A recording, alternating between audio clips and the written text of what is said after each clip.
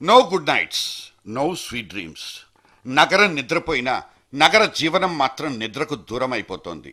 లకారానికి అటు ఇటు లక్షణమైన నెల జీతం, విశాలమైన ఇల్లు, సుఖమయ జీవితం, బతకడానికి ఇంతకంటే ఇంకేం కావాలనుకుంటూ ముందుకెళ్లే ఇవాల్టి సిటీ జనం తమకు తెలియకుండానే నిశ్శబ్దంగా నాశనానికి దగ్గరైపోతోంది. తమ ఆరోగ్యాల్ని కబళించుకుంటోంది. పని పని పని, ఈ పని ఒత్తిడి చాటున నిద్రలేని రాత్రులతోనే జీవితాలు తెల్లారిపోతున్నాయి. క్యాలెండర్లో పేజీలు చిరిగినా కంటి మీద కొనుకుండదు.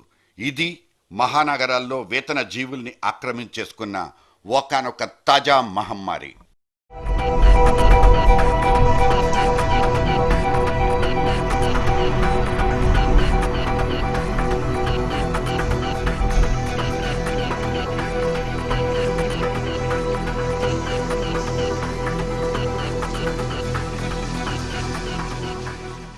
స్లీపింగ్ సిండ్రోమ్ సగటు మనిషి పాలిట సైలెంట్ కిల్లర్. ప్రతిరోజు సరాసరి 7 గంటలైనా నిద్రపోకపోతే లైఫ్ స్పాన్ తగ్గిపోతుంది, తొందరగా చచ్చిపోతారు.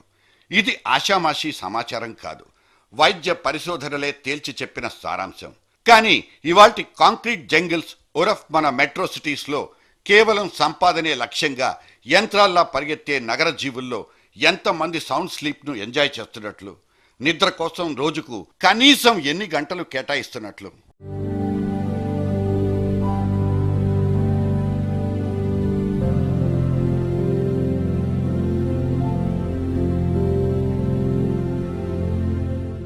ఇలా లెక్కలు తీయబోయిన సర్వేయర్లకు మన భాగ్యనగరమే పెద్ద షాక్నిచ్చేసింది. ఇక్కడ సగటున 31% మంది జనం రోజుకు 4 గంటల నిద్రతోనే కానిచ్చేస్తూ మిగతా టైం అంతా గజిబిజి లైఫ్ స్టైల్తో గడిపేస్తోందన్నది ఒక తాజా క్యాలిక్యులేషన్. ఇలా నిద్ర తక్కువ జీవితాలతో బతికేసే వాళ్ళంతా రక్తపోటు, హైపర్ టెన్షన్ లాంటి రోగాలకు దొరికిపోవడం ఖాయం. ఇక్కడ ఆడాళ్లకైతే అండాశయ సమస్యలు అదనం. ఉద్యోగం, వ్యాపారం, వ్యాసంగం ఏదైనా సరే విపరీతమైన వర్క్ ప్రెషర్ని అనుభవిస్తూ తెల్లారితే చేయాల్సిన పనుల గురించి ప్లాన్లు గీసుకుంటూ బుర్రలు వేడెక్కించుకోవడంతోనే జాము రాత్రులు జాగారం చేసుకుంటే ఆనక తిప్పలు తప్పవు. ఆల్ ఈజ్ హెల్. ఇది మన డాక్టర్లు ఎగరేస్తున్న మొట్టమొదటి ప్రమాద హెచ్చరిక.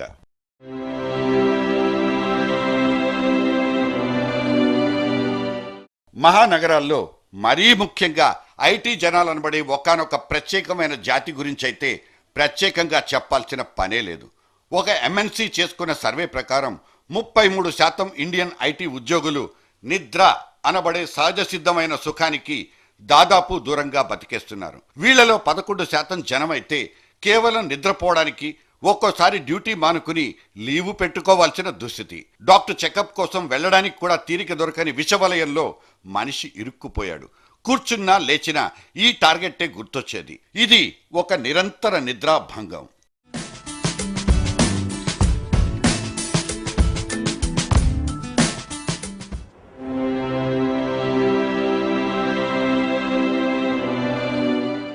నిద్రలేమి అనేది ఎంతటి తీవ్రమైన మానసిక రోగం అంటే మహానగరాల్లో సైకియాట్రిస్టులందరినీ దాదాపు ఇటువంటి నిద్రకు నోచుకొని రోగస్తులే బతికించేది.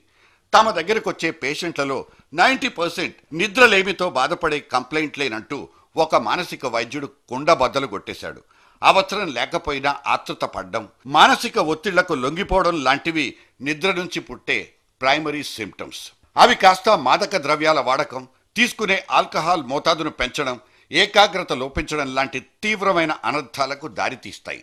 ఇవి మరీ ముదిరిపోతే మనకు మనం చావుడప్పు మోగించుకున్నట్లే లెక్క.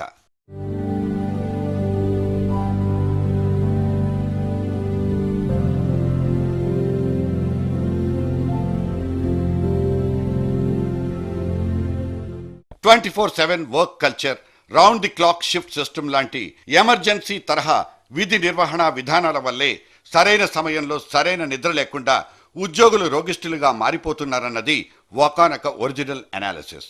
సాంకేతిక పరంగా మనం బాగా అడ్వాన్స్ అయిపోయాం. Now we are in 3G trend. ఈ థర్డ్ జనరేషన్ అనబడే టెక్నాలజికల్ ఊబిలో కూరుకుపోయిన ఐటీ జనాభాకు టయానికి తిను, టయానికి నిద్రపో లాంటి క్లాసులు పీకడం అంటే అది అమాయకత్వమే అవుతుంది. రెండు చేతులకు సరిపడా జీతమిస్తున్నప్పుడు ఎరగదీయాల్సినంత ఎరగదీస్తేనే కదా కరెక్ట్. అందుకే ఇలా ఒళ్ళు తెలియకుండా కష్టపడిపోతున్నాం అంటూ సాఫ్ట్వేరిస్టులు తమను తాము జస్టిఫై చేసుకుంటారు. ఇక్కడ నేరం వాళ్లది కాదు.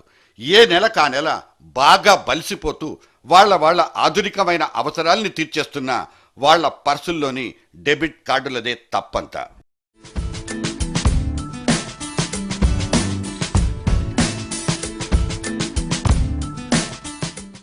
నగర శివార్ల కటువైపు ఇటువైపు ఊరి చివరాకర్లో పరుచుకున్న ఐటీ ఆఫీసుల్లో డ్యూటీకి వెళ్లడం అంటే అదో 20-30 కిలోమీటర్ల బహుదూర ప్రయాణం.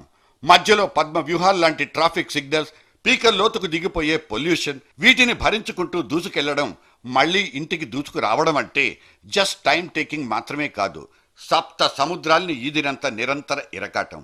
ఇన్నేసి చక్ర బంధాల్ని దాటుకుని లేట్ నైట్స్ ఇంటికెళ్లేసరికి ఈ కుర్రతనం కాస్త కరిగిపోయి సగం చచ్చిపోయినట్లు వార్ధక్యంలో పడ్డట్టే ఉంటుంది.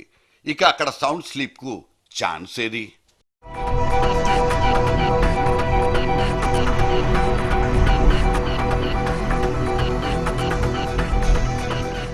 ఇంటిని కార్యాలయాన్ని అనుసంధానించడం ద్వారా ప్రయాణ ప్రయాస తగ్గడమే కాదు, నిద్రలేని రాత్రుల్ని దూరంగా పారదోలవచ్చు. కుటుంబానికి దగ్గరగా ఉంటూనే జీవితంలోని తేమను కమ్మదనాన్ని ఆస్వాదించవచ్చు.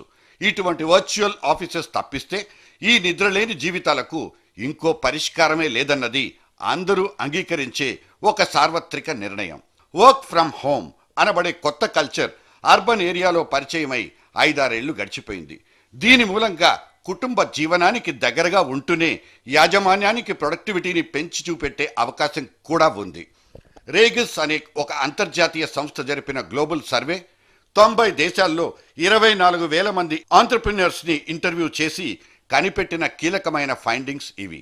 అయినా సరే ఇప్పటికీ ఫ్లెక్సిబుల్ వర్క్ ఫోర్స్ అనబడే సరళతరమైన వివేకవంతమైన ఐడియాను ప్రమోట్ చేస్తున్న కంపెనీలు మన దేశంలో చాలా చాలా తక్కువ.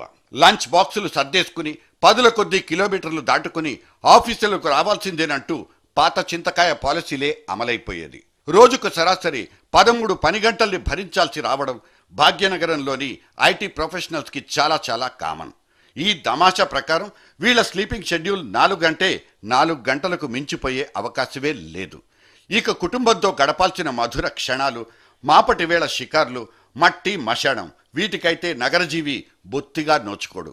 నిద్రలేమి, మానసిక ప్రశాంతత లేకపోవడం లాంటి కారణాలు వీణ్ణి హైపర్ టెన్షన్కు దగ్గర చేసి హాయి అనే పదాన్ని డిక్షనరీలోంచి డిలీట్ చేసేస్తున్నాయి. అయితే ఈ కీడు నుంచి ముందస్తుగా మేలుకోవాలంటే ఫలానా జాగ్రత్తలు తీసుకోవాలంటూ కొన్ని కంపెనీలు తమ ఉద్యోగులకు సైకియాట్రిక్ కౌన్సిలింగ్ ప్రొవైడ్ చేయడం అనేది ఒకానొక వెల్కమ్ జెస్చర్.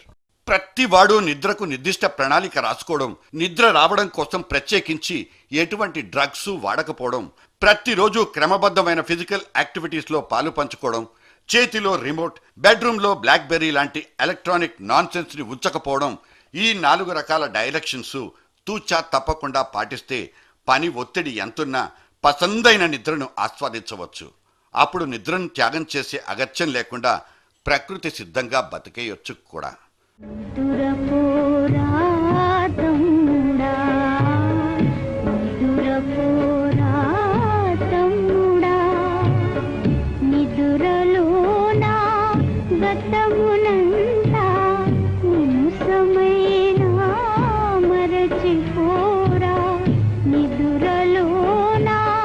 గతమున